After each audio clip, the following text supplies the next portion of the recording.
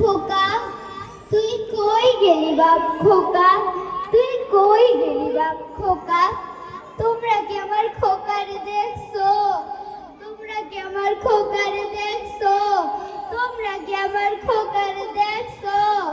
তোমরা কেউ দেখো নাই, তোমরা কেউ দেখো নাই, তোমরা কেউ দেখো নাই। এটা আমার খোকার ছবি।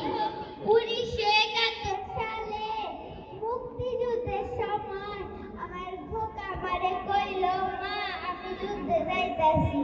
আমি বললাম, যুদ্ধ কি বাপ? খোকা